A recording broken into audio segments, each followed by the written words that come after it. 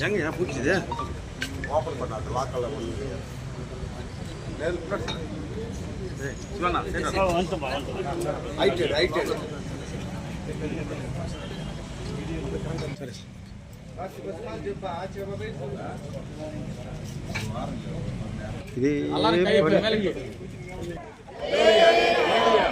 किसको आमीन आमीन आमीन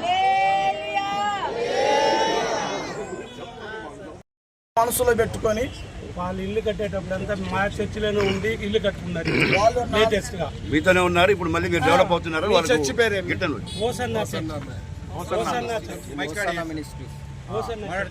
వాళ్ళు ఏం చెప్పారు, మీరు ఆల్రెడీ కట్టుకొని ఉన్నారు కాబట్టి మీకేం ఇబ్బంది లేదు, మీరు కట్టుకోవచ్చని మాకు పర్మిషన్ ఇచ్చారు. మేము వాళ్ళని అడిగినా మేము పర్మిషన్తో పాటు మేము కట్టుకుంటా పని చేసుకుంటా ఉన్నప్పుడు వాళ్ళు ఊరికనే పెట్టించినారు. అది ఆఫీసు అందరికి తెలుసు. వాళ్ళు వచ్చి రిక్వెస్ట్ చేసుకున్నారు ఆమెని. కలెక్టర్ గారు కూడా చెప్తే అదే పదేగా మున్సిపాలిటీ అక్కడ ఆర్డీఓ గారిని మున్సిపాలిటీ కమిషనర్ని పోయి వెంటనే విచారించి మాకు ఎన్క్వైరీ చేసి చెప్పండి అని చెప్పినారు.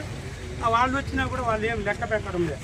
వాళ్ళు అడుక్కుంటే కూడా మా చేతులకు 30 మంది ఉన్నారు అన్నట్టు గట్టిగా వినపడే అందరికీ. మేము ఒక చర్చి విషయమై మేము ఇక్కడికి కలెక్టరేట్ దగ్గరికి రావటం. మా విషయం ఏంటంటే గత 40 సంవత్సరాలుగా నగిరి ప్రాంతంలో మా చర్చి కన్స్ట్రక్షన్ విషయమై ఇక్కడికి రావటం జరిగింది. 40 సంవత్సరాలుగా మాకు అక్కడ ఆరాధన క్రమాలు జరుగుతూ ఉన్నాయి. ఈ క్రమంలో వర్షాలు పడి రేకులు పగిలిపోయి పల్లపు భూమిలో నుంచి నీళ్లు రావటం వల్ల ఆ చర్చి మరలా పునర్నిర్మాణం జరుపుకోవటానికి మేమందరం ఇష్టపడ్డాం. ఇంచుమించుగా ఇక్కడ మా చర్చిలో 500 కుటుంబాలకు పైగా భక్తి శ్రద్ధలతో వాళ్ళ దైవత్వాన్ని దేవుణ్ణి ఆరాధన చేసుకుంటూ ఉంటారు. అయితే ఈ క్రమంలో మందిరం పాడైపోయింది, చర్చి పాడైపోయింది, జనాలు విస్తరించబడుతున్నారు అన్న ఉద్దేశంతో చక్కగా మరలా ఆ పాత చర్చిని తీసేసి అదే స్థలంలో మరలా కొత్తగా పని ప్రారంభించాలని అనుకొని ఆ విధంగా మేమందరం పనులు పూనుకున్నాం. ఈ క్రమంలో మందిరం ప్రక్కనే ఉన్న చర్చి ప్రక్కనే ఉన్న ఒక ఫ్యామిలీ, ఏసన్న అనే ఒక ఫ్యామిలీ, వాళ్ళు చర్చి ఇక్కడ కట్టకూడదు, చర్చి ఇక్కడ ఉండకూడదు, ఇళ్ళ మధ్యలో చర్చి ఎందుకు అని చెప్పి వాళ్ళు మా మీద ఆర్గ్యూ చేసి కలెక్టర్ గారికి వాళ్ళు ఫిర్యాదు ఇవ్వటం జరిగింది. ఆ సమాచారం తెలుసుకొని మా తరపున కూడా మేము ఇవ్వటానికి వచ్చాం.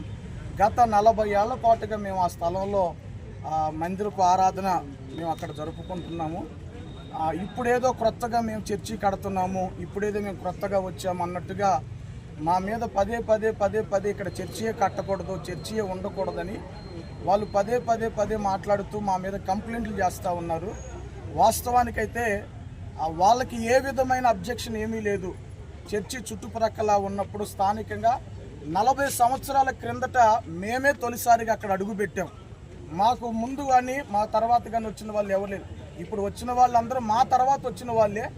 అయితే ఈ క్రమంలో మీరు ఇప్పుడు చర్చి కడుతున్నారు, ఆ చర్చి కాదు కట్టేది, మీరు కళ్యాణ మండపం కడుతున్నారని వేరొక విధంగా మా మీద దుష్ప్రచారాలు చేయటం జరుగుతుంది.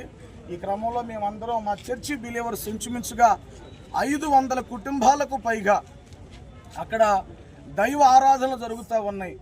వాళ్ళందరూ కలిసి మా హృదయంలో ఉన్న బాధ అంతా కలెక్టర్ గారికి తెలియపరచాలని మేము ఇక్కడికి వచ్చాం.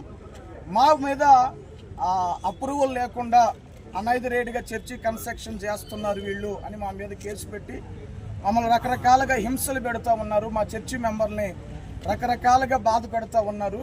మరి ముఖ్యంగా నేను తెలియపరచాల్సింది ఏంటంటే అనైథరైజ్డ్గా మేము ఏ వర్క్ చేయలేదు. అక్కడ అన్ని విధాలుగా పర్మిషన్స్ తీసుకొనే మేము అక్కడ పని ప్రారంభించాము. మున్సిపల్ వారిని కలిసాము. చర్చిలకి, మసీదులకి, టెంపుల్కి పర్మిషన్ అంటూ ఏమీ లేదు, మీరు చక్కగా జాగ్రత్తగా మీరు కట్టుకోమని వాళ్ళు మాతో చెప్పిన కారణంగా మేము పనులు ప్రారంభించుకొని అక్కడ పనులు జరుగుతున్నాం. ఈ క్రమంలో వాళ్ళు చేసిన పని ఏంటంటే మాకు దారి లేదు, మేము నడవటానికి మాకు స్థలం లేదు, మాకు ఇబ్బందిగా ఉంది, ఇక్కడ చర్చియే ఉండకూడదు అనేటువంటి మనసుతో వాళ్ళు ఏదో మనసులో పెట్టుకొని వాళ్ళు మాట్లాడుతున్నటువంటి విధానాలు మాకు బాగా అర్థమవుతున్నాయి. మా మీద ఇప్పుడు నేను పాస్టర్ గారిని ఇక్కడ వీళ్ళందరూ మా విశ్వాసులు, ఇక్కడ కూడా లోకల్గా పాస్టర్లు, ఇళ్లలో పాస్టర్లు ఉన్నారు లోకల్గా. మీరు మా విషయమై కొంచెం మాకు సహాయం చేస్తారని మీ మధ్యలోకి రావటం జరిగింది. దేవుడు మిమ్మల్ని దీవించాలి, ఆశీర్వదించును గాక. ఆమేన్.